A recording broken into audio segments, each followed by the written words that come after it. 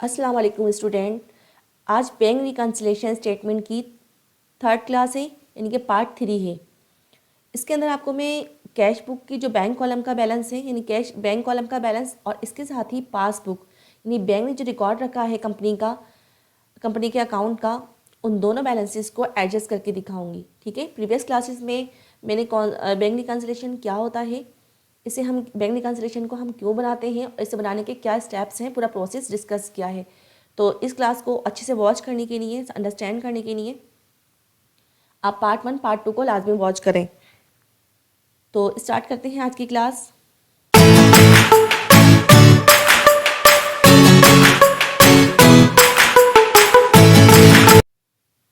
जी, तो on 31st March 2026 the cash book of Ali traders show a bank balance of ₹18,500 debit balance.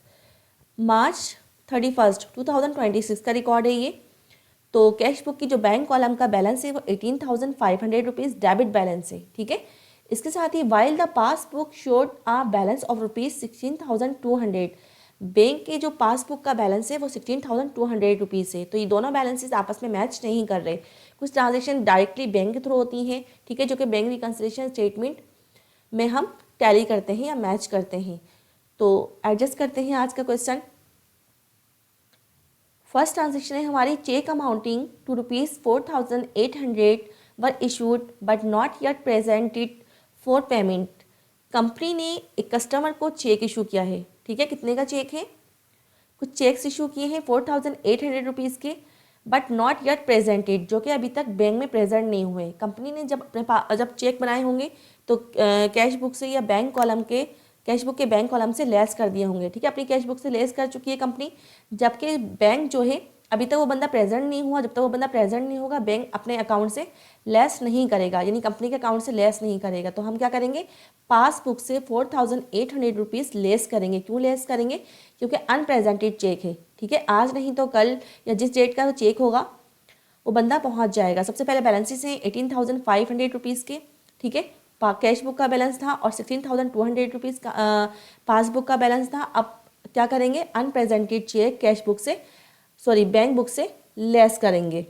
16,200 में से less करते हैं ₹4,800, तो बैलेंस आएगा ₹11,400।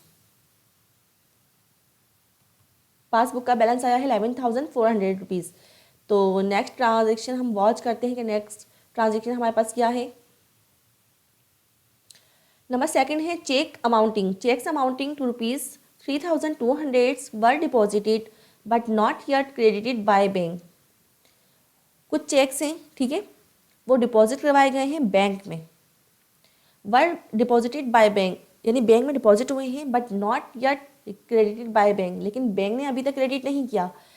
स्टूडेंट, जब बैंक अपने पास क्रेडिट करता है तो हम डेबिट करते हैं, जब हम डेबिट करते हैं तो बैंक अपने पास क्रेडिट करता है।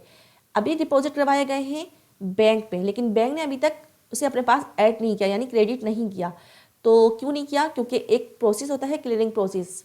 किसी कस्टमर के चेक होंगे तो वो कस्टमर, अब बैंक में डिपॉजिट तो हमने करवा दिए, तो हमने अपनी कैश बुक में उसको बैंक कॉलम में ऐड कर लिया होगा।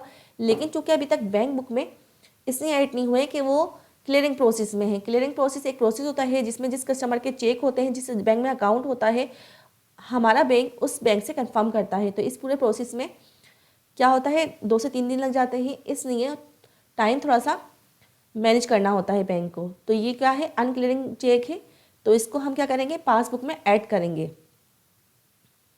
अनक्लियर चेक है, क्लियरिंग प्रोसेस की वजह से बैंक में ये पासबुक में ऐड नहीं हो सका।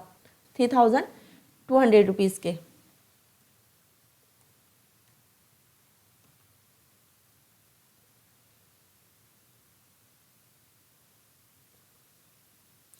जी स्टूडेंट, जब ₹11,400 में मैं ऐड करती हूँ ₹3,200, तो अमाउंट हमारे पास क्या आ रहा है, ₹14,600।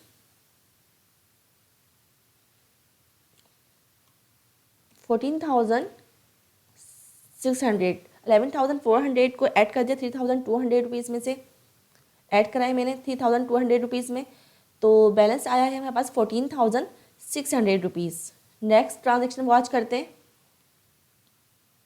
नंबर थर्ड ट्रांजेक्शन है bank charges of ₹300 were debited by the bank but not recorded in the cash book.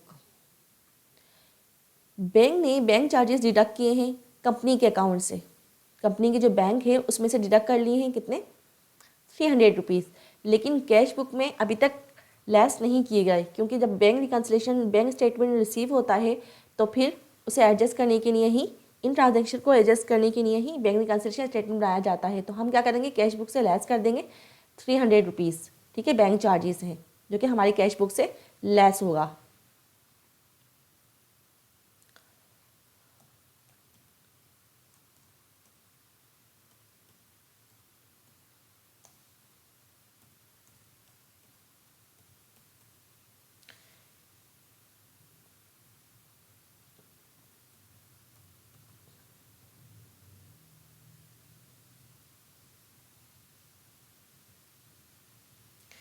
Ji student, 18,500 हमारे कैश बुक का बैलेंस है। अब उसके अंदर से हम लेस करते हैं ₹300, तो बैलेंस हमारे पास आएगा ₹18,200।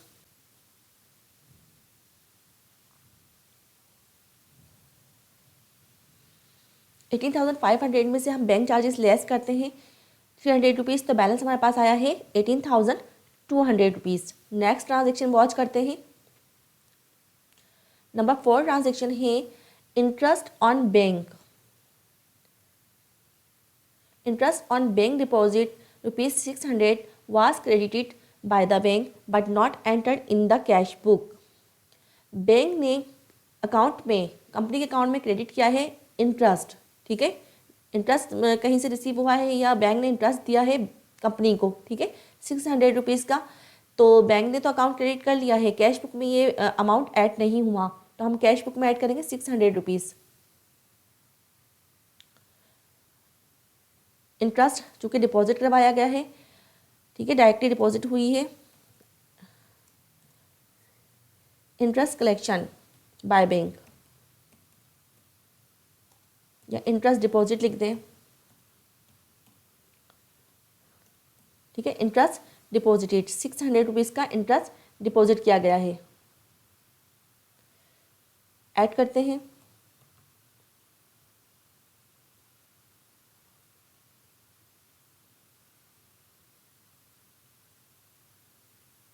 जी स्टूडेंट, ₹18,200 में जब ऐड करते हैं हम कितने, ₹600।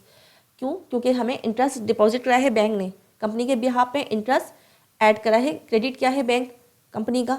तो ₹18,200 में ऐड करते हैं 600, तो ₹18,800 बन रहे हैं। जी स्टूडेंट, ₹18,800 का बैलेंस हमारे पास शो हो रहा है। नेक्स्ट ट्रांजेक्शन वॉच करते हैं। नंबर 5 ट्रांजेक्शन है A check of ₹1,000 received from a customer was dishonored, but no entry was made in the cash book। एक चेक कंपनी ने रिसीव किया था ₹1,000 का, जो कि बैंक में डिपॉजिट करवाया गया और बैंक की तरफ से वो NSF हो गया, यानी बैंक ने वो डिपॉजिट नहीं किया। क्यों नहीं किया, क्योंकि वो NSF चेक है, नॉन सफिशिएंट फंड की वजह से वो रिटर्न हो चुका है।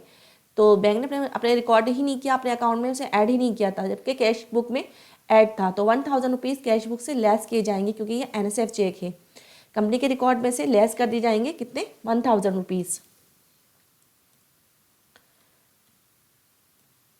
NSF check ₹1,000।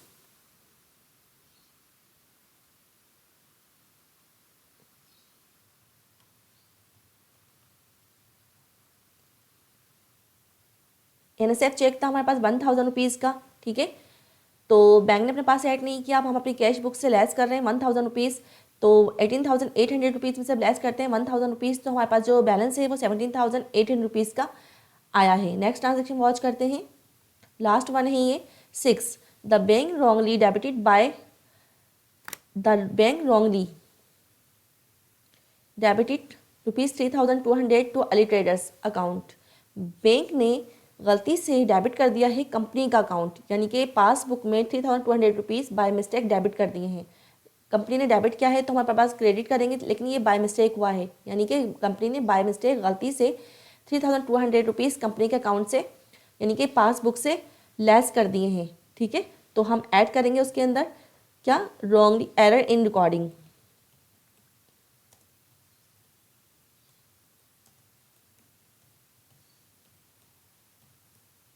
जी स्टूडेंट, तो एरर इन रिकॉर्डिंग हुई है, किस चीज़ में रिकॉर्डिंग की एरर हुई है, 14,600 रुपीज़ का हमारे पास एक अमाउंट था, उसके अंदर 3,200 रुपीज़ ऐड करने हैं। क्यों ऐड करने हैं, क्योंकि गलती से बैंक ने एक अमाउंट लेस कर दिया है, ठीक है, कंपनी के अकाउंट से। तो कंपनी के अकाउंट से कितने 3,000 रुपीज़ बाय मिस्टेक लेस कर दिए हैं, तो उसको हम ऐड करते हैं। तो जब हम उसको ऐड करते हैं 14,600 में 3,200 रुपीज़ ऐड करते हैं, तो बैलेंस क्या हमारे पास आ रहा है,